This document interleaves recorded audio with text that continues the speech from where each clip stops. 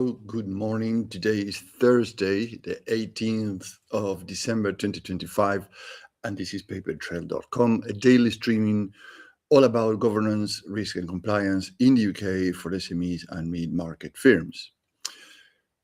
Well, so far this week, we've covered the scale of the UK compliance, and hopefully you remember that we talk about 8,500 to 16,000 pages of guidance. Also, we spoke about duplication when teams organize the 5,500 listed obligations by framework. The same policies, training records, and logs are recreated multiple times, often in different departments. But if well done, actually 800 to 1100, depending on their business profile, are the ones that are required for a business according to their scope of business profile, right? And yesterday we spoke about overlapping, where boards, managing directors, CFOs, COOs, or whatever is equivalent in your organization often carry 12 to 16 overlapping responsibilities across all these regulatory regimes or frameworks. And today we reach the choke point. And the choke point is, or the bottleneck is the evidence, because evidence, not policies, is what the regulators assess. And this, I'm going to review today three of the most common problems. Number one is every UK regulatory framework ultimately requires evidence, not just policies or plans, right? So having binders is not enough. You have to prove that you have done the things that you said that you were about to do according to the policies and your business profile. So problem number two is when 800 to 1100 consolidated obligations are not clearly owned, evidence is stored across inboxes, drives, departments, different laptops, inboxes, I mentioned already, phones, you name it. And problem number three is that UK SMEs and mid-market firms typically spend more time finding, validating, and recreating evidence than producing it, especially ahead of audits or customer reviews. So what is going on then with this problem? So this is like having receipts for every purchase that you make, but storing them in different boxes, rooms, or in your car, in your van. When you need them, you practically stop everything to find the one and the only one you need for that particularly production of evidence to an inspection, an auditor, or whatever the person is requiring that, right? Or the authority. So here is the 3 points to consider when thinking about what UK regulators consistently assess, which is proof of operation, not intention.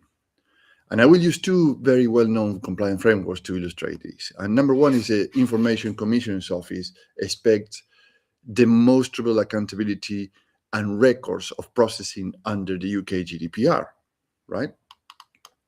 Number two is a Health and Safety Authority expects evidence that controls are operating, not just written down. As we always said, you have the frameworks, your business profile, your controls, and your evidence. And number three is evidence must be traceable to a specific duty and a specific owner. So you have to have, again, the framework, the business profile that actually applies to this framework, which are the controls, and the evidence, but in the middle you have another layer, a very thin one, which is the owner who is responsible for this.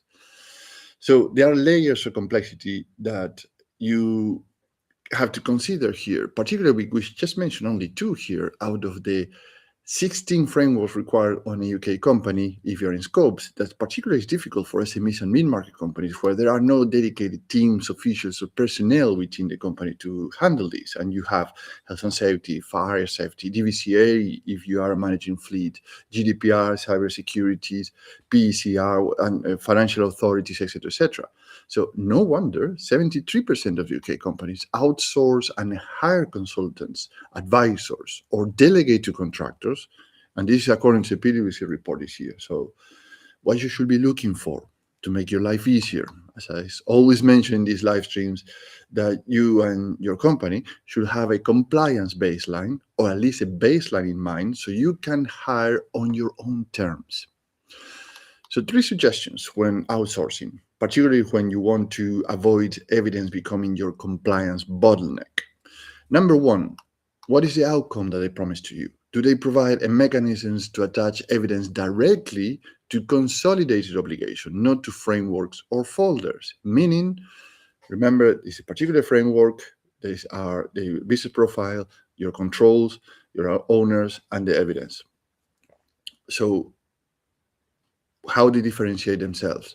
Do they provide one evidence item that can satisfy multiple UK regulators' expectations without duplication? I'll give you an example. For example, Cyber Essential Plus, while it's a standalone certification, its controls are designed to align with the satisfy specific requirements within multiple regulatory and industry standards frameworks used in the UK. For example, GDPR, NIS2, and NIS2 is a European standard, but widely adopted in the UK, and also is useful for UK procurement framework or the payment card industry security standard. So with Cyber Essential Plus, you can satisfy practically 4 other frameworks. So you have 5 in one single process if you map the things out correctly, right? So that starts to avoid this. It first creates a consolidation that we mentioned, avoids the duplication, and avoids the overlap, because actually you don't have the IT guys, the HR personnel or managing people, and the operations standard officers and managing directors or board of directors, each one doing their own repository of information, because with CE Plus or Cyber Essential Plus, you can satisfy many of the other requirements, and people can look into that and know who is responsible for Cyber Essential Plus and satisfy the other requirements from other departments.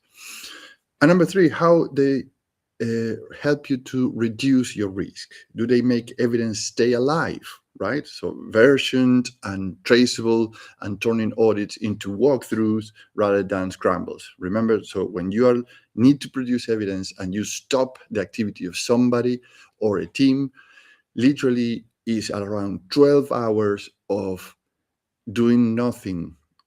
When I do say doing nothing, is not doing nothing. They are looking for the evidence, but the thing is actually that's not the productivity, productivity or the activities that they were hired or contracted for to trace or to find papers or evidence. That's not their function. It's part of the function today, because actually they don't have a system where they can say, I need this, I know the owner, or I have a system where I can find the owner and in 2 minutes produce the evidence that they are looking for. So one action you can take today, specifically to test this, is pick one compliance obligation and ask yourself how long it will take to produce the evidence for that particular item. If it takes more than 30 minutes and you start to ask 2 or 3 people about this, I would say that you probably need to consider a better solution. A faster, more reliable, and an easier one. So that's why we build our software from the ground up, and the software is called Papertrail. So if you want evidence to stay ready instead of chasing it at audit time or at any other time that you require it, join the Papertrail waiting list. So you can stop activities that are increasing your workload but add no value, increasing your cost and labor hours and expenses in just redundant work, chasing paperwork.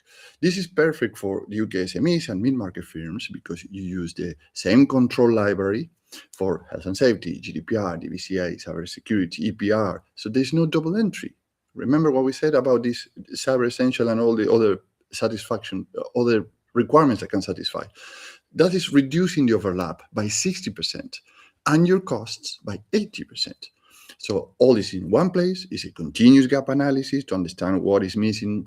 It's a clear view of what's done.